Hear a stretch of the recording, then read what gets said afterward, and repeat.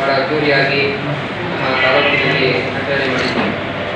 ಅದೇ ಪ್ರಕಾರವಾಗಿ ಈ ಸಾಲಲ್ಲೂ ಕೂಡ ಕೇವಲ 11 ದಿನಗಳಷ್ಟೇ ಭಾಗಿಯಾಗಿರ್ತಕ್ಕಂಥದ್ದು.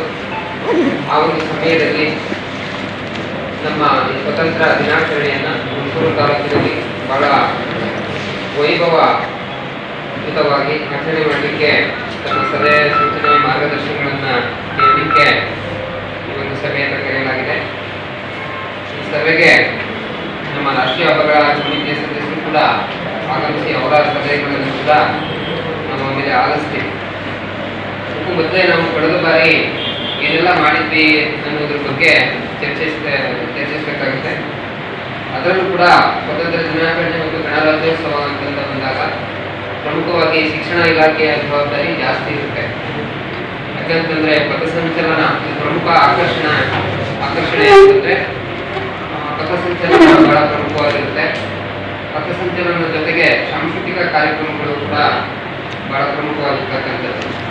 ಅವೆರಡರ ಜವಾಬ್ದಾರಿ ಕೂಡ ಶಿಕ್ಷಣ ಇಲಾಖೆಗೆ ಸಂಬಂಧಪಟ್ಟಿರೋದ್ರಿಂದ ಅವರು ಹೆಚ್ಚಿನ ಜವಾಬ್ದಾರಿಯನ್ನು ತಗೊಂಡು ತಂಡಗಳನ್ನು ರೂಪಿಸಿ ಸಾಂಸ್ಕೃತಿಕ ಯಾವ ಸ್ಕೂಲಿಂದ ಏನೇನು ಮಾಡಬೇಕು ಅಂತಕ್ಕಂಥ ಒಂದು ಯೋಜನೆಯನ್ನು ಮಾಡಿಕೊಂಡು ಆನಂತರ ಪ್ರಾಥಮಿಕ ವಿಭಾಗ, ಹೈಸ್ಕೂಲ್ ವಿಭಾಗ, ಕಾಲೇಜ್ ವಿಭಾಗದಲ್ಲಿ ಪಥಸಂಚಲನಕ್ಕೆ ಸೆಲೆಕ್ಟ್ ಮಾಡಿಕೊಂಡು ಟೀಮನ್ನು ಸೆಲೆಕ್ಟ್ ಮಾಡಿಕೊಂಡು ಎಷ್ಟು ಟೀಮು ಇದ್ದರೆ ಸೂಕ್ತ ಅಂತಕ್ಕಂಥದ್ದ ಒಂದು ಯೋಜನೆ ಮಾಡಿಕೊಂಡು ಈ ಸ್ವತಂತ್ರ ದಿನಾಚರಣೆಯ ಮೆರುಗನ್ನು ಹೆಚ್ಚಿಸ್ತಕ್ಕಂಥದ್ದು ಅವರ ಜವಾಬ್ದಾರಿಯಾಗಿದೆ.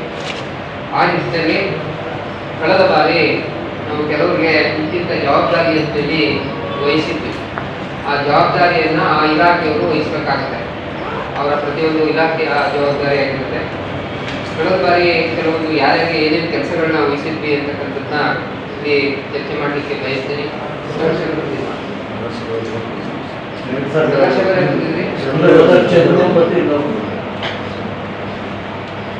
ನೋಡಿ, ಇಲ್ಲಿ ಪ್ರಮುಖವಾಗಿ ನಗರಸಭೆಯವರ ಜವಾಬ್ದಾರಿ ಕೂಡ ಬಹಳ ಪ್ರಮುಖವಾಗಿರುತ್ತೆ. ಯಾಕಂತಂದ್ರೆ ಅವರ ನಗರಸಭೆಯ ಮುಂದೆನೆ ಅವರ ಮೈದಾನದಲ್ಲೇ ಧ್ವಜಾರೋಹಣ ಆಗೋದ್ರಿಂದ ಕೆಲವು ರೂಪುರೇಷೆಗಳು ಸಿದ್ಧತೆಗಳನ್ನ ಮಾಡ್ಕೋಬೇಕಾಗುತ್ತೆ.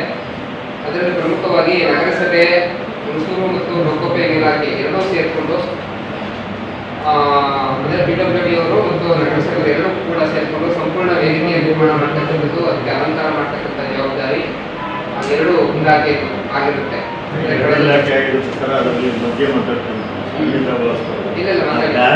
ಒಂದು ಬರುತ್ತಲ್ಲ ವೇದಿಕೆ ಮೇಲೆ ಹಿಂದಿಗಡೆ, ಅದು ರಾಷ್ಟ್ರೀಯ ಹಬ್ಬಗಳ ನೀವು ಬರೀ ನಗರಸಭೆ ಕಾರ್ಯಾಲಯ ಅಂತ ಬರೀತಾರೆ ಮೇಡಮ್, ಅದು ಹೇಳಿ ನಾನು ಹೊಸದನ್ನೇ ಅದನ್ನ ನೋಡಿದ್ದೆ. ತಾಲೂಕು ಆಡಳಿತ ರಾಷ್ಟ್ರೀಯ ಆಚರಣಾ ಸಮಿತಿ ಅಂತಲೇ ಬರೀಬೇಕು. ಅದ್ರ ಚೇಂಜ್ ಮಾಡ್ಕೊಳ್ಳಿ, ಅದು ನಾನು ಬರ್ಕೊಡ್ತೀನಿ, ಅದೇ ಥರ ಮಾಡಿಸ್ಬೇಕು. ಸ್ವತಂತ್ರ ದಿನಾಚರಣೆ ಬ್ಯಾನರ್ ಹಂಗೆ ಆಗಿತ್ತು. ನಾವು ಯಾರು ಗಮನಕ್ಕೆ ತರಲಿಲ್ಲ, ನಾವು ನೋಡ್ಕೊಂಡು ಸುಮ್ಮನೆ. ಹಾಗಾಗಿ ಅದು ಚೇಂಜ್ ಮಾಡಬೇಕು. ಕೆಲವರು ಹೇಳಿ ಅದನ್ನ ಮಾಡ್ಕೊಂಡು ನಾನು ಮಾತಾಡ್ತಿರ್ತೀನಿ. ಏನಾದ್ರು ಈಗ ಯಾರು ಹೇಳಿದಂಗೆ ಮಧ್ಯದಲ್ಲಿ ಏನಾದ್ರು ನಮ್ಮ ಸಲಹೆಗಳಿದ್ರೆ ಯಾವುದೋ ಅಜೆಂಡಾ ಭಾವಿಸ್ಬಾರ್ದು, ಏನು ಅನ್ಕೊಳ್ಳೋದಿಲ್ಲ, ಅಲ್ಲೇ ಹೇಳ್ಬೋದು, ಅಲ್ಲೇ ಮುಗಿದೋಗುತ್ತೆ. ನಿಮಗೆ ಮತ್ತೆ ಆಮೇಲೆ ನಿಮಗೆ ಅಭಿಪ್ರಾಯ ಕೇಳಿ ಆಮೇಲೆ ತೀರ್ಮಾನ ಮಾಡೋದು. ನಿಮ್ಮಲ್ಲಿ ಏನೇನು ಸಲಹೆಗಳಿದ್ರೆ ಅದೇ ಹೇಳ್ತಾರೆ. ಈ ವೇದಿಕೆ ಮಾಡ್ತಾರಲ್ಲ ಸರ್, ವೇದಿಕೆಯಲ್ಲಿ ಆ ಸೈಡ್ ಹಿಂಭಾಗ ಮುಂಭಾಗ ಕವರ್ ಮಾಡೋದು ಮತ್ತು ಡ್ಯಾನ್ಸ್ ಮಾಡೋದಿಲ್ಲ. ನಾನು ಕಡೆ ಹೈಟ್ ಮಾಡ್ಬಿಟ್ಟಿರ್ತಾರೆ ಸ್ಟೇಜ್ನ, ಯಾವ ಮಗು ಸ್ಟೆಪ್ ಹಾಕಿ ಕೆಳಗಡೆ ಬಿಡೋದು ಸಂಭವ ಇರ್ತದೆ. ಅದಕ್ಕೆ ಬ್ಯಾರಿಕೇಡ್ ಹಾಕಿ ಸ್ಟೇಜ್ನ ಮಾಡ್ಕೊಡ್ತಾರೆ. ಅದನ್ನ ಈಗ ನಾವು ಯತೀಶ್ ಅವರು ಒಂದ್ಸರಿ ಹೋಗಿ ನೀವು ನಾವೀಗ 3 ದಿನ ಮೊದಲೇ ಏನೇನು ಬೇಕು ಅದು ಪ್ಲಾನ್ ಮಾಡ್ಕೊಂಡು ಮಾತಾಡೋಣ. ಆಯಿತು, ಏನು ಹೇಳಿದ್ರೆ ಅದನ್ನ ಕಳೆದ ಬಾರಿನೂ ಕೂಡ ನೋಡಿದಾಗ ಬ್ಯಾರಿಕೇಡ್ ಮುಂದೆ ಹಾಕ್ಬಿಟ್ಟಿದ್ರು. ಜನ ಎಲ್ಲ ಹೋಗಿ ನಿಂತ್ಕೊಂಡ್ಬಿಟ್ರೆ ಸ್ಟೇಜ್ ಇದ್ದೇ ಇರುತ್ತೆ.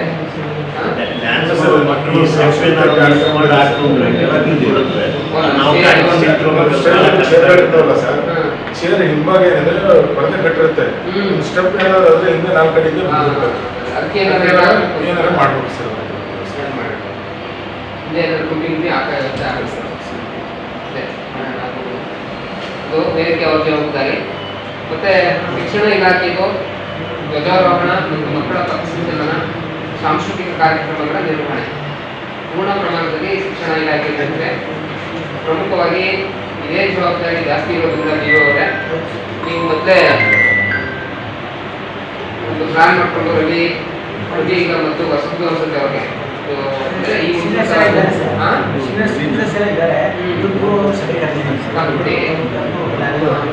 ಕಲ್ತ್ಬಿಟ್ಟು ಒಂದು ಪಥಸಂಚಲನಕ್ಕೆ ರಿಸ್ಟ್ರಿಕ್ಷನ್ ಮಾಡಿ ಎಷ್ಟು ಟೀಮ್ ಅಂತೇಳಿ ಹಳೆ ಕೇಳ್ಕೊಡಿ. ಹಾಂ ಸರಿ ಸರಿ ಜಾತ್ರೆ ಮಾಡ್ಕೊಳ್ಳಿ. ಪ್ರೈಮರಿಗೆ ಎಷ್ಟು ಟೀಮ್ ಇರಬೇಕು, ಹೈಸ್ಕೂಲ್ಗೆ ಎಷ್ಟು ಟೀಮು, ಕಾಲೇಜ್ಗೆ ಎಷ್ಟು ಟೀಮ್ ಅಂತೇಳಿ ನೀವೇ ಪಟ್ಟಿ ಮಾಡ್ಕೊಳ್ಳಿ.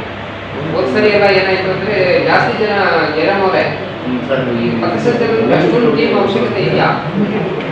ಸರ್ ಅವರು 2 ಭಾಗ ಮಾಡಿದ್ದಾರೆ ಸರ್. ಪ್ರತಿ ಶಾಲೆನೂ ಏನಾಗುತ್ತೆ ಅಂದ್ರೆ ಎಲ್ರಿಗೂ ಅವಕಾಶ ಕೊಡೋಕ್ಕಾಗಲ್ಲ ಅಂತ 2 ಭಾಗ ಮಾಡಿಕೊಂಡು ಒಂದೊಂದು ಈ ಬಾರಿ ರಿಪಬ್ಲಿಕ್ ಡೇ ಕೊಟ್ಟವ್ರಿಗೆ ಸ್ವಾತಂತ್ರ್ಯೋತ್ಸವ ಕೊಡೋದಿಲ್ಲ, ಸ್ವಾತಂತ್ರ್ಯೋತ್ಸವ ಕೊಟ್ಟವ್ರಿಗೆ ರಿಪಬ್ಲಿಕ್ ಡೇ ಕೊಡೋದು. ಶಾಲೆಗಳು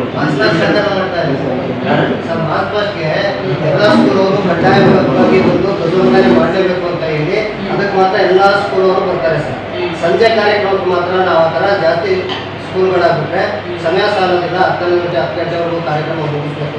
ಮೊದಲು 11 ಗಂಟೆ ಆಗ್ಬಿಡ್ತಾ ಇತ್ತು. ಅದಕ್ಕೋಸ್ಕರ ಸ್ವಾತಂತ್ರ್ಯೋತ್ಸವ ಬಂದವರು ರಿಪಬ್ಲಿಕ್ ಡೇ ಎಲ್ಲ ರಿಪಬ್ಲಿಕ್ ಡೇ ಬಂದವರು ಸ್ವಾತಂತ್ರ್ಯೋತ್ಸವ ಆ ಥರ ಡಿವೈಡ್ ಮಾಡ್ತಾರೆ ಸರ್.